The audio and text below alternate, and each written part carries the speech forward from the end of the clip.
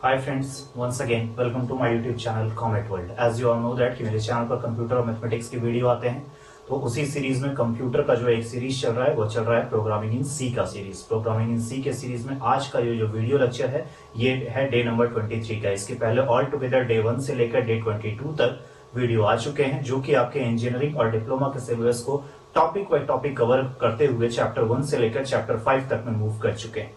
तो प्लीज अगर अभी तक आप लोगों ने नहीं देखा है along with theory along with explanation, तो प्लीज आप ये वीडियो को देखो। आप मेरे चैनल कॉमेट वर्क के प्लेलिस्ट में चले जाओ और वहां आपको प्रोग्रामिंग इन सी का एक पूरा का पूरा प्लेलिस्ट मिलेगा, आप उसको देख लेना। साथ ही साथ डिस्क्रिप्शन में भी लिंक है, आप वहां से ही मुझसे जुड़ सकते हैं।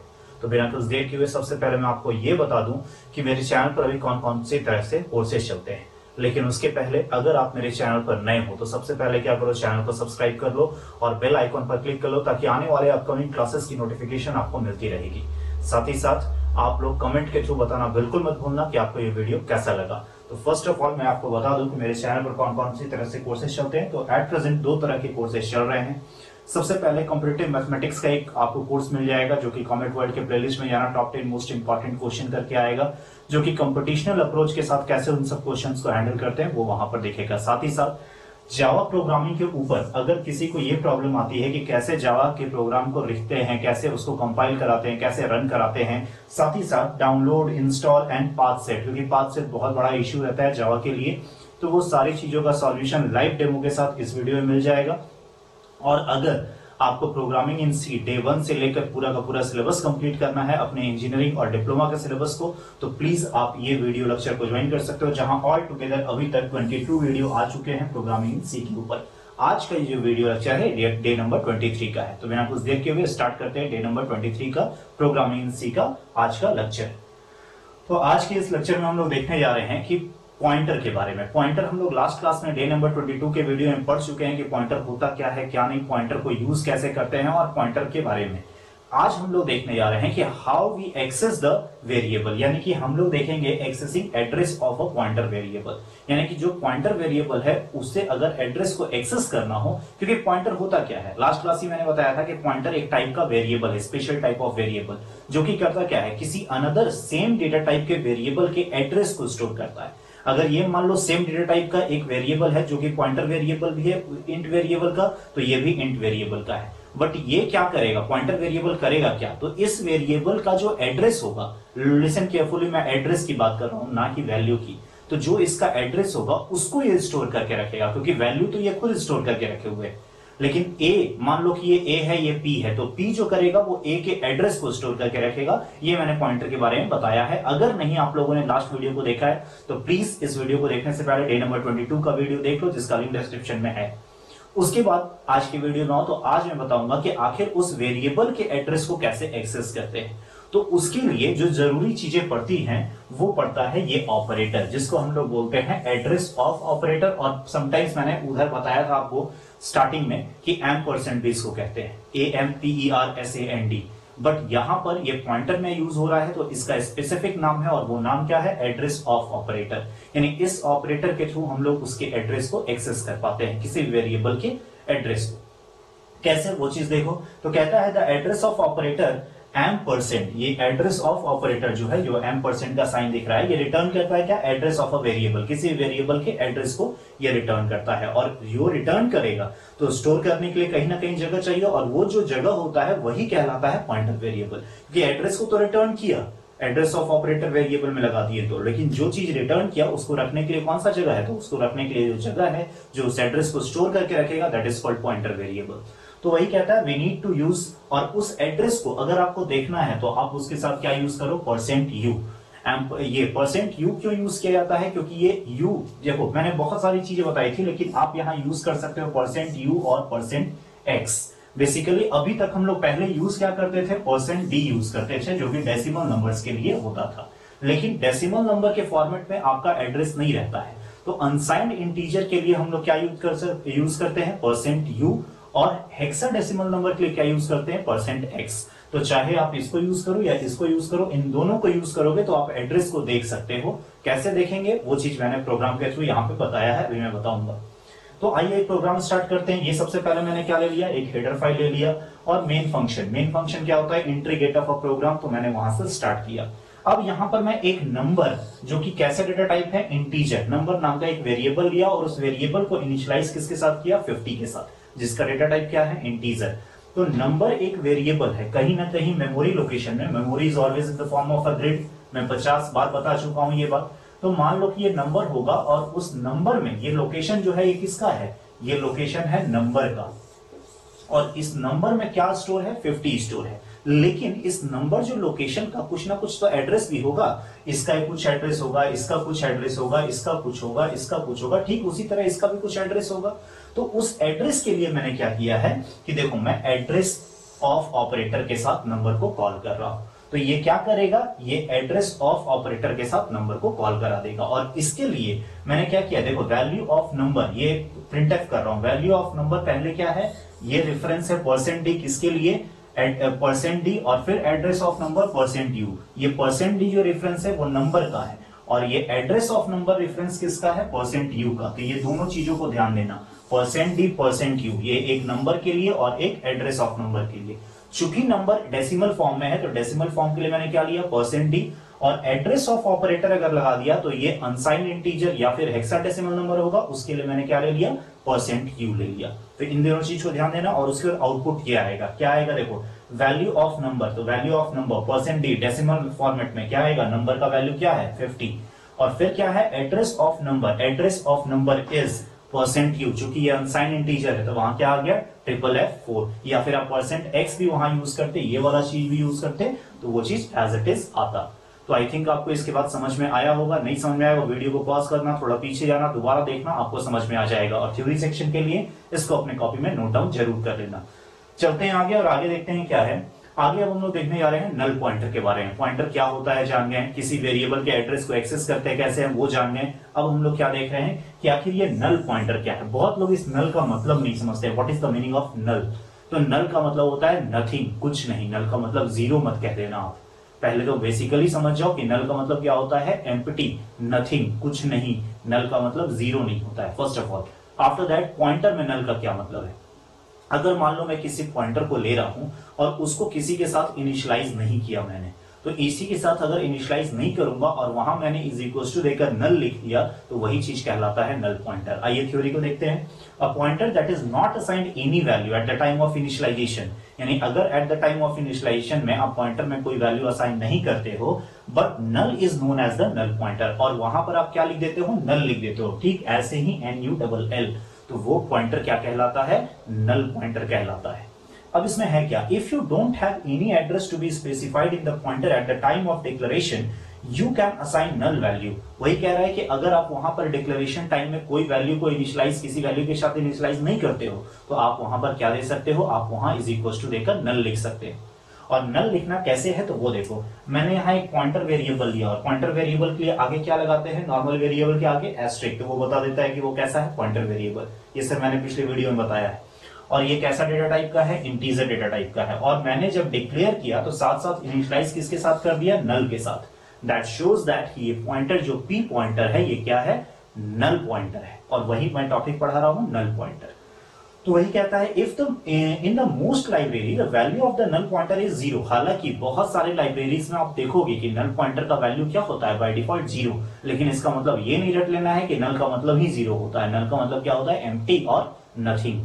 चलते हैं आगे और नेक्स्ट देखते हैं। नेक्स्ट टॉपिक जो है पॉइंटर का बहुत एक कंफ्यूजिंग टॉपिक है, और वो टॉपिक क्या है, पॉइंटर एक्सप्रेशन। क्योंकि बहुत लोग इसको नहीं समझते हैं कि आखिर ये एक्सप्रेशन कैसे यूज हो रहा है और क्या हो रहा है। जैसे एक्सप्रेशन क्या होता है, a plus B, a minus B, a asterisk B, a divide B, a modulus B, या फिर a greater than B, a less than B, तो ये सब क्या है, एक एक्सप्रेशन बनता है। तो ठीक जैसे हम नॉर्मल वेरिएबल्स के साथ एक्सप्रेशन करते थे, उसी तरह से पॉइंटर वेरिएबल के साथ भी एक्सप्रेशन का यूज कर सकते हैं। और वो कैसे कैसे करते हैं, क्या क्या मतलब होता है, वो सारी चीजें हम देखेंगे इस टॉपिक में। तो वो देखेंगे पॉइंटर एक्सप्रेशन में। यहां क्या कहता है, like other variable pointer variable can be used in expression. जैसे कि हम अदर वेरिएबल a और b को यूज करते थे, उसी तरह एस्ट्रिक a और एस्ट्रिक b को भी, पॉइंटर वेरिएबल को भी हम यूज कर सकते हैं। अब ये क्या कहता है कि if p1 and p2, suppose that p1 और p2 क्या है, properly declared and initialized pointer है। p1 और p2 क्या है, पूरी तरह से डिक्लेयर भी है और साथ साथ इनिशियलाइज भी है, क्या, पॉइंटर है। अब यहां पे क्या कहता है, then the following statement are valid, ये सारी वैलिड होंगी। मान लो कि मैं यहां ले लेता हूं कोई वैल्यू, हालांकि मैं वैल्यू नहीं लूंगा क्योंकि आगे मैंने प्रोग्राम करके दिखाया है, लेकिन फिर भी मैं समझाने के लिए, इन सब स्टेटमेंट्स को समझाने के लिए मैं आपको बताता हूं कि यहां पर क्या होगा। जैसे y इज इक्वल टू मैं कर रहा हूं एस्ट्रिक ऑफ, अब यह एस्ट्रिक ऑफ P1 और एस्ट्रिक ऑफ P2, ये दो चीज लगा है और दोनों के बीच में क्या है, एस्ट्रिक है। यानी एस्ट्रिक ऑफ P1 एक वेरिएबल, पॉइंटर वेरिएबल, और एस्ट्रिक ऑफ P2 ये भी पॉइंटर वेरिएबल, लेकिन एस्ट्रिक आगे लग गया है। जैसे मान लो ये एस्ट्रिक और ये P1 है, तो P1 तो एक पॉइंटर वेरिएबल है, ये पता है, लेकिन ये एस्ट्रिक क्या बता रहा है, वैल्यू एट दैट एड्रेस। यानी ये, इसको हम कह सकते हैं कि इसका मतलब क्या होता है, तो इसका मतलब होता है वैल्यू एट, यानी किस वैल्यू को लेना है, जो वैल्यू इस एड्रेस पर वैल्यू स्टोर होगा। जैसे कि मैंने ये P1 क्या स्टोर करके रखेगा, एड्रेस, और इस एड्रेस पर जो वैल्यू होगा वो कह रहा है एस्ट्रिक P1, तो वो उस वैल्यू को लेगा और फिर P2 के जगह पर एस्ट्रिक लगा हुआ है, यानी वहां के भी वैल्यू को लेगा और दोनों के बीच में क्या कर देगा, मल्टीप्लाई, और जो आएगा उसको स्टोर कर देगा y में, सॉरी।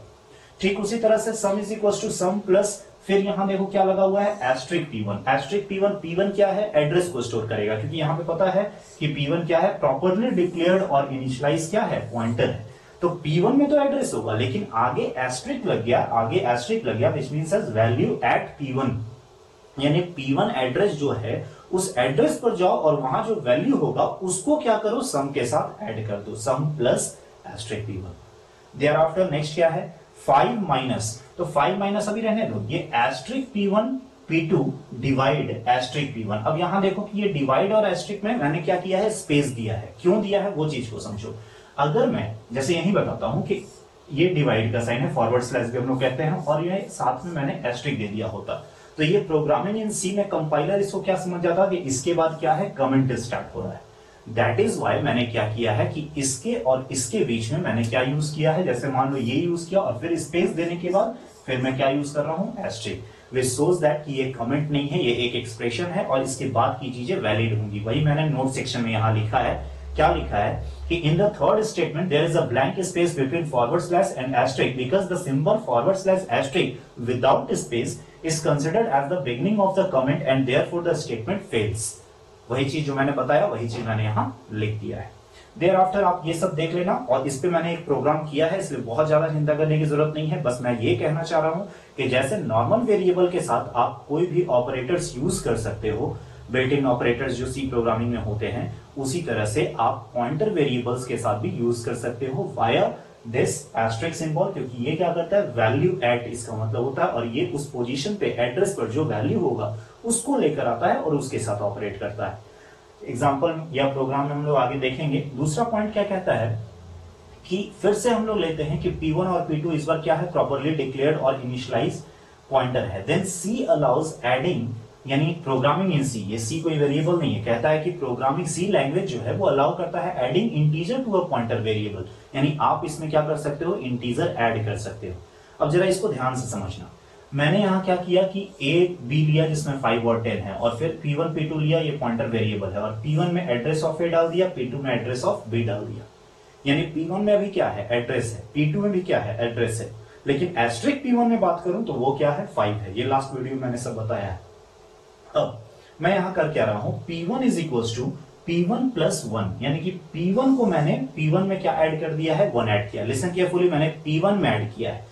दो चीजें होती हैं, एक होता है P1 प्लस 1 और एक होता है एस्ट्रिक P1 और प्लस 1।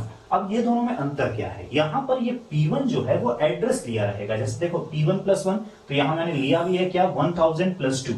अब वहां 1 लिखा लेकिन प्लस 2 क्यों लिखा, पहले तो ये समझ जाओ कि 1000 क्या है, एड्रेस है। किसका एड्रेस है, तो ये A का एड्रेस है, क्योंकि P1 में देखो एड्रेस ऑफ A स्टोर है, ये वाले लाइन को देखो, तो ये 1000 क्या था, एड्रेस ऑफ A था, और उसमें मैंने 1 ऐड किया। 1 कहने का मतलब क्या हुआ कि 1 कहने का मतलब पॉइंटर का भी अपना अपना साइज होता है। अगर इंटीजर टाइप है तो 2 बाइट, अगर कैरेक्टर रहता तो 4 बाइट। ये आगे मैं बताऊंगा कि इंटीजर में कितना बाइट, कैरेक्टर में कितना बाइट, लेकिन अभी दिमाग में डाल लो कि अगर इंटीजर रहेगा तो कितना लेना है, 2 बाइट लेना है। तो यहां देखो कि ये क्या है, किस टाइप का है, इंटीजर का, तो यहाँ पे 1 का मतलब क्या हो गया, 2, और फिर 1002 हो गया। लेकिन अगर यही एक्सप्रेशन इस फॉर्म में लिखा रहता है एस्ट्रिक P1 प्लस 1, तो एस्ट्रिक P1 का मतलब क्या हो जाएगा, एस्ट्रिक P1 का मतलब हो जाएगा ए जो एड्रेस है उस एड्रेस पे का वैल्यू, क्योंकि वैल्यू ऐड होता है इसका मतलब, और उस वैल्यू का क्या है, ए का वैल्यू 5, तो ये 5 + 1 ये क्या दे देता, 6 दे देता। तो यही चीज है, अगर एड्रेस में जोड़ेंगे तो 2 बाइट ऐड होगा और नॉर्मल ऐसे इंटीजर ऐड होगा। देयर आफ्टर आगे चलते हैं, फिर वही चीज कह रहा है कि P1 = P1 + 2, तो अब 2 का मतलब क्या हो गया, 2 बाइट, यानी कि 2 बाइट 2 बाइट, क्योंकि 2 टाइम्स है, 1 था तो मैंने कितना ऐड किया, देखो 1 था तो कितना ऐड किया 2, तो 2 रहेगा तो मैं कितना ऐड करूंगा, 2 2 जा 4, तो देखो 1004 हो गया है। उसी तरह से +3 अगर लिखूंगा या 4 लिखूंगा तो 4 2 जा क्या हो जाएगा 8, क्योंकि 1 का मतलब होता है 2 बाइट, वही मैं यहां बता रहा हूं। Here addition means that bytes that pointer data type hold are subtracted number times that is subtracted to the pointer variable, क्योंकि ये subtraction भी यूज होता है, जैसा कि आप आगे देखोगे। तो यहाँ पे देखो कि वही मैं कर रहा हूँ P1 - 1, तो इस बार कितना माइनस हुआ है, 2 माइनस हुआ है, और वैल्यू क्या हो गया एड्रेस का 998। ठीक उसी तरह से P1 - 4, तो 4 2 जा क्या हो जाएगा 8 माइनस होगा और क्या आ जाएगा 992। लेकिन यही एस्ट्रिक यूज करता तो वो क्या होता, उसका वैल्यू लेता, जो वैल्यू होता। आई थिंक समझ में आया होगा, नहीं समझ में आया हो प्लीज वीडियो को पॉज करना, थोड़ा पीछे आना, दोबारा सुनना, समझ में आएगा डेफिनेटली। वीडियो को बहुत ज्यादा लंबा मैं नहीं कर रहा हूं। आगे देखते हैं नेक्स्ट पॉइंट क्या कहता है, 4 नंबर पॉइंट, कि if P1 and P2 are two properly declared and initialized pointer and both points to the element of same type, यानी दोनों एक ही टाइप के एलिमेंट को पॉइंट आउट कर रहा है, then subtraction of one pointer from another pointer is also possible. बहुत इंपॉर्टेंट लाइन है ये, यही सब चीजें बच्चों को नहीं समझ में आती है और कंपटीशन में क्वेश्चन बनता है तो वहां पर वो क्या लिख देते हैं, फॉल्स, या फिर गलत आंसर करके चले आते हैं। तो ये पॉइंट को समझो कि अगर 2 पॉइंटर है और दोनों सेम डेटा टाइप के पॉइंटर को पॉइंट आउट, मतलब वैल्यू को पॉइंट आउट कर रहा है, तो उस दोनों के बीच में सब्सट्रैक्शन पॉसिबल है, यानी subtraction of one pointer from another pointer is also possible. अब देखते हैं हम लोग, ये भी एक मैंने यहां लिया है कि पॉइंटर के साथ क्या कर सकते हो, आप यूज कर सकते हो किसको, increment as well as decrement operator, यानी सारा ऑपरेटर, जैसे कि हम लोग पढ़े थे कौन कौन सा ऑपरेटर होता है, डे 1 मतलब डे 5 में मैंने बताया था, अरिथमेटिक ऑपरेटर, रिलेशनल, कंडीशनल, ये सारा चीज। उसी तरह से इंक्रीमेंट डिक्रीमेंट ये सारा पॉइंटर वेरिएबल के साथ हो सकता है, मतलब आप वैल्यू को बढ़ा भी सकते हो, घटा भी सकते हो वाया पॉइंटर वेरिएबल। वही चीज यहां भी कह रहा है। अब आइए जरा इस समरी को पूरा चेक कर लेते हैं कि जो हमने पढ़ा है उसका समरी क्या है, और उसके बाद अभी लास्ट स्लाइड में मैं एक प्रोग्राम दिखाऊंगा जहां आपको एक्चुअल में पता चलेगा कि what is the meaning of for execution, कैसे कैसे एग्जीक्यूट करता है और उसका मतलब क्या है। जो मैंने बताया था वो चीजें यहाँ पर मैंने पॉइंट आउट करके लिख दी है, ये दोनों को कंबाइनली पढ़ना तो ही समझ में आएगा। और ये चीजों को ध्यान दो 1 2 3 और 4 कि जब भी इंटीजर रहेगा तो याद करो कि मैं 1 लिख रहा था तो 2 क्यों प्लस हो रहा था या 2 क्यों माइनस हो रहा था, क्योंकि इंटीजर का मतलब ही क्या होता है कि 2 बाइट का सीक्वेंस चलेगा। आप अगर 3 लिखोगे तो 3 2 या कितना माइनस होगा 6, और अगर यहाँ पे कैरेक्टर मैं लिखता तो क्या होता 1 बाइट होता, अगर मैं फ्लोट लिखता तो क्या होता 4 बाइट होता, और मैं डबल लिखता तो क्या होता 8 बाइट होता। और ये कॉम्पिटिटिव में क्वेश्चन बनता है, ये ऑब्जेक्टिव में क्वेश्चन बनता है, पूछता है कि अगर पॉइंटर में हम लोग सब्सट्रैक्शन या एडिशन कर रहे हैं तो इंटीजर टाइप में कितना बाइट माइनस होगा, तो इंटीजर में कितना होगा 2 बाइट, फ्लोट में कितना होगा, फ्लोट में 4 बाइट, अगर आपसे पूछेगा डबल में कितना होगा 8 बाइट, और कैरेक्टर में कितना होगा 1 बाइट। अब आइए चलते हैं हम लोग मूव टू द प्रोग्राम। तो ये प्रोग्राम आप देख लो, यहां मैं बीच से लाइन दे देता हूं क्योंकि यहां के बाद अगर खत्म हुआ है तो उसके बाद यहां से ऐसे करके आप यहां चले जाना, ये वाले चीज में चले जाना कि यहां से उधर जाना है। अब यहां कर क्या रहा हूं मैं, ध्यान से देखना कि मैंने एक वेरिएबल लिया a और b और दोनों में क्या क्या वैल्यू डाल दिया 20 और 30। उसके बाद मैं क्या कर रहा हूं कि ऐड, सब, डिव, मल और मॉड ये सब नाम का एक ले लिया क्योंकि ये सारा अरिथमेटिक ऑपरेशन, और मैं पॉइंटर के थ्रू करके दिखाऊंगा। जस्ट ध्यान देना कि यहाँ पे मैंने क्या ले लिया, एक ptr a और एक ptr b, ये दोनों क्या है पॉइंटर वेरिएबल है क्योंकि दोनों के आगे क्या लगा है एस्ट्रिक। और ptr a में देखो मैंने क्या डाल दिया address of A, address of operator जो कि आज के डे का पहला स्लाइड में था, और ptr b में क्या डाल दिया address of B operator. Thereafter मैं क्या कर रहा हूं, मैं ऐड कर रहा हूं, पहले ऐड वाला वेरिएबल है, देखो ऐड वाले में मैंने क्या किया ptr a यानी कि एस्ट्रिक लगा दिया है, वैल्यू एट ptr a, यानी एस्ट्रिक क्या बता रहा है कि वैल्यू एट, यानी उस एड्रेस पर जो वैल्यू होगा उसको लाओ। तो वैल्यू पीटीआर में किसका एड्रेस है, देखो पीटीआर में किसका एड्रेस है ए का, और ए में वैल्यू क्या है 20, यानी यहां क्या आएगा ये इस वाले एक्सप्रेशन में होगा 20 और प्लस वैल्यू एट एस्ट्रिक लगा है, और पीटीआर बी, तो पीटीआर बी में किसका एड्रेस है बी का, और बी पे वैल्यू कौन सा है तो बी पे वैल्यू है 10, तो 20 प्लस 10 क्या आ जाएगा 30, यानी ऐड में क्या आ गया 30। ठीक उसी तरह से सेकंड वाले में क्या हो जाएगा 20 माइनस 10, थर्ड वाले में क्या हो जाएगा 20 एस्ट्रिक 10, क्योंकि हर जगह देखो एस्ट्रिक लगाया है मैंने। एस्ट्रिक का मतलब क्या हुआ कि उसके वैल्यू को लाएगा, वैल्यू एड, मैंने सेकंड स्लाइड में बताया है इस चीज को। डिवाइड में क्या हो जाएगा 20 डिवाइड 10, और यहाँ पे क्या हो जाएगा 20 मॉडुलस 10। अब मॉडुलस का मतलब क्या होता है ये मत पूछना, क्योंकि ये जाकर देखो ऑपरेटर वाली क्लास में, वहां आपको समझ में आ जाएगा। और फिर मैंने क्या किया है, सारे वैल्यूज को प्रिंट किया है।